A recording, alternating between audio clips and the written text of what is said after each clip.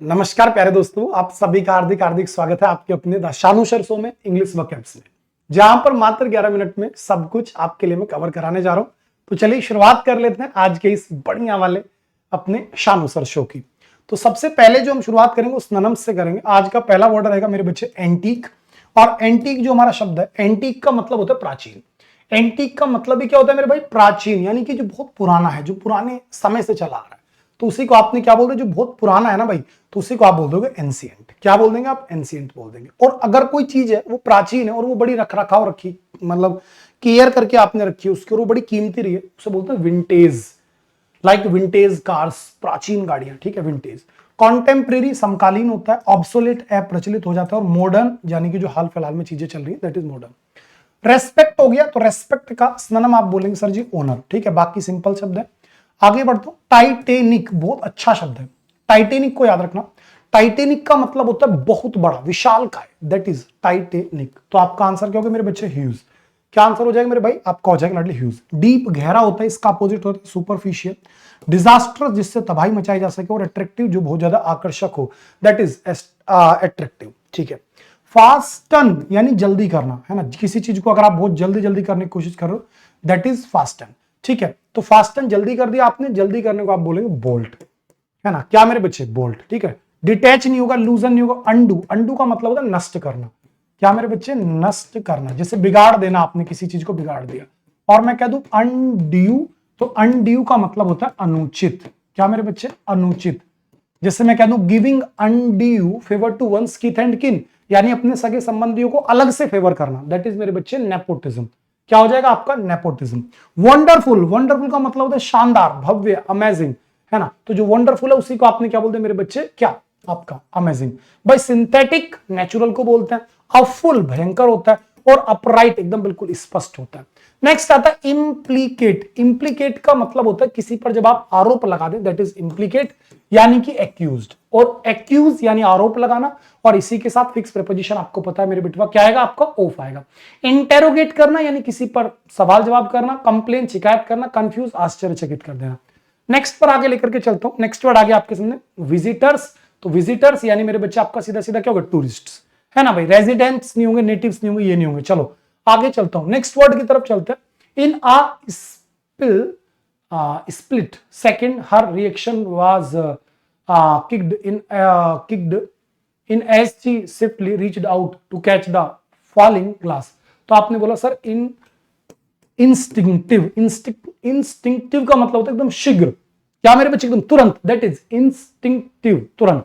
Next पर चलता हूं। एज्यूम कर लेना मेरे बच्चे, किसी चीज को मान लेना। आपने कोई चीज एज्यूम कर ले, एज्यूम कर लो कि तुम्हारी शादी होगी, दैट इज एज्यूम करना। तो मान लेने को आपने क्या बोला बेटा? थिंक हो गया, ठीक है ना। बाकी सिंपल शब्द है। आगे चलता हूं लेकर के, नेक्स्ट वर्ड है आपके सामने रेमिशन। तो रेमिशन मतलब बेटा माफी, लाडले, पार्डन। रेमिशन का मतलब क्या होता है लाडले? माफी होती है। ओवरलुक देख करके अनदेखा करना। रेट्रीब्यूशन बदला होता है। और पनिशमेंट मेरे भाई दंड होता है। पनिशमेंट क्या होता है लाडले? दंड होता है। डेंजर खतरा होता है, खतरे को आप क्या बोलते हो? हैजार्ड बोल देते हो, क्योंकि आपने पढ़ रखा है डेंजरस यानी कि हजार्डियस, पेरिलियस, रिस्की, डेट्रीमेंटल, वो सारे सर भाई। एम्पैथी सिंपल है, सिंपैथी को बोलते हैं। कॉन्फ्लिक्ट विवाद होता है। और टोइल, टोइल का मतलब होता है बहुत मेहनत। टोइल का मतलब क्या होता है मेरे बच्चे? बहुत ज्यादा मेहनत। चलो वन वर्ड्स पर लेकर चलता हूं।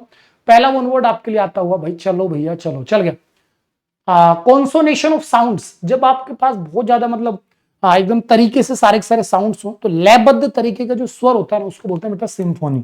क्या मेरे बच्चे? सिम्फोनी। सिम्फोनी यानी कि बिल्कुल एकदम लयबद्ध तरीके से सुरीली अगर आवाज आ रही है, दैट इज मेरे बच्चे क्या? आपका सिम्फोनी। नेक्स्ट, ए डाउटफुल लुक और एग्जामिनेशन ऑफ वंस मोटिव्स, जब आप किसी पर थोड़ा शक करने के इरादे से काम कर रहे हो, दैट इज मेरे बच्चे शक, है ना, शक। इंट्रोइंस्पेक्ट बेटा जब आप खुद का आत्म मूल्यांकन करते हो। सर्कमस्पेक्ट चौकस होता है, जागरूक होता है। और रेट्रोस्पेक्ट जब आप पास्ट के बारे में चीजों को सोचते हो, that is retrospect. Next, vivacious and enthusiastic, जब कोई व्यक्ति बहुत ज्यादा उत्साही है, जोशीला है, जुनूनी है ना, तो उसी को आप मेरे बच्चे क्या बोलेंगे? राउडी, है ना। क्या बोल देंगे? राउडी। ब्रेजन बेशरम होता है बेटवा।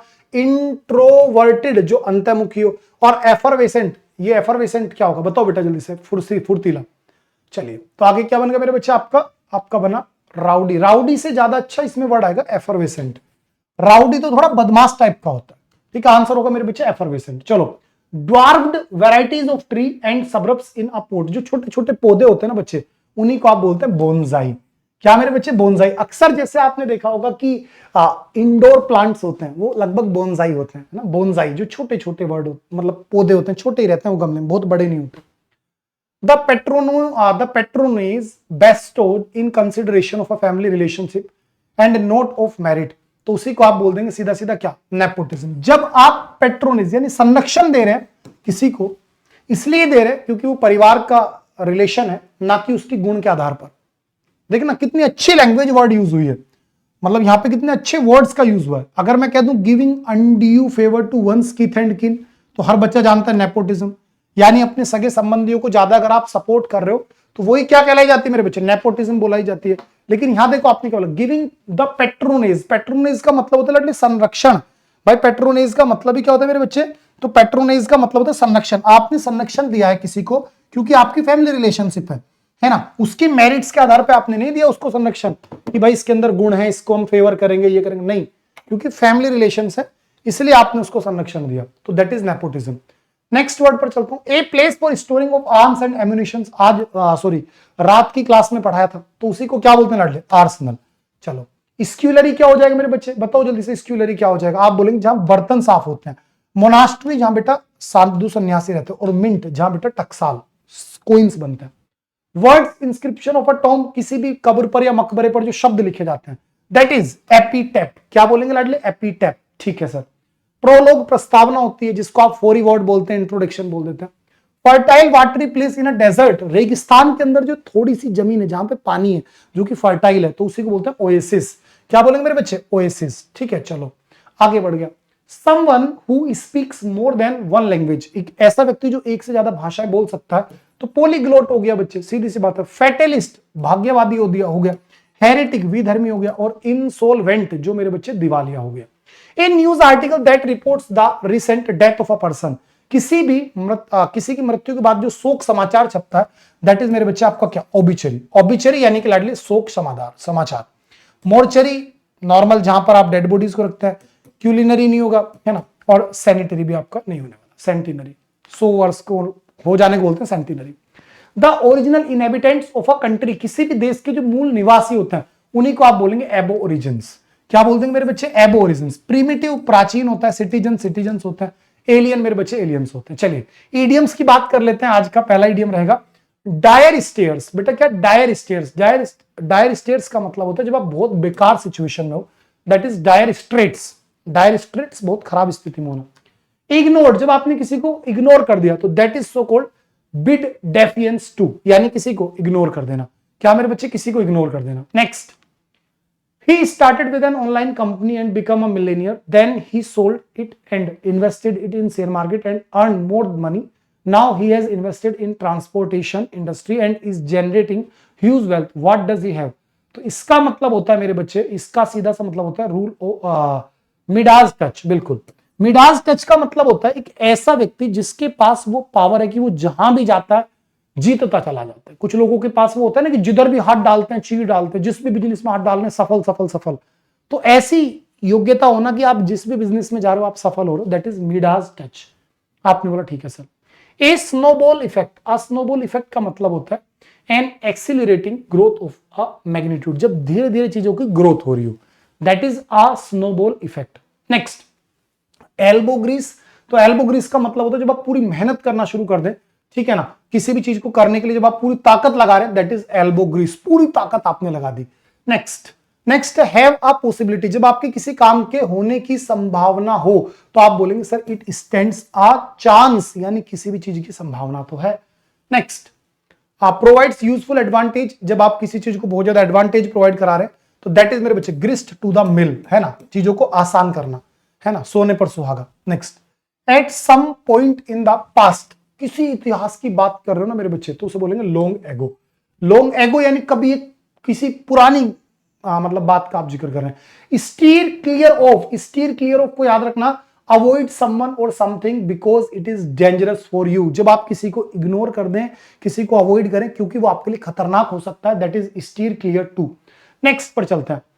अंडर द नोज मेरे बच्चे जब भी कभी मतलब आपके सामने कोई भी चीज हो रही है, that is under the nose. कहते हैं ना तुम्हारी नाक के नीचे ये काम कर दिया, that is under the nose.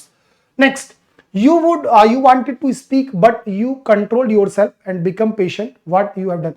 यानी जब आप अपने आप को मेरे बच्चे मतलब रोक लें तो उसी को आप क्या बोलेंगे सीधा सीधा, तो आप बोलेंगे होल्ड योर हॉर्सेस, यानी अपना आप पे पर काबू रखना, that is hold your horses. चलो, किसी बच्चे को शायद अभी तक किसी भी तरह की दिक्कत यहां तक नहीं आई, ठीक है ना। डेली आपको मेरे बच्चे आपका ये 11 मिनट शो सुबह सुबह 9 बजे मिला करेगा।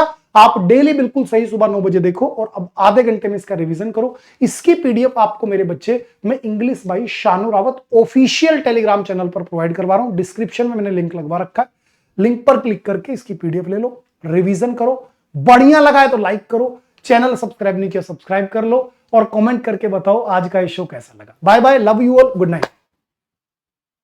गुड नाइट नहीं होगी बेटा, गुड मॉर्निंग ही रहेगी, ठीक है। बाय मेरे बच्चे, बाय।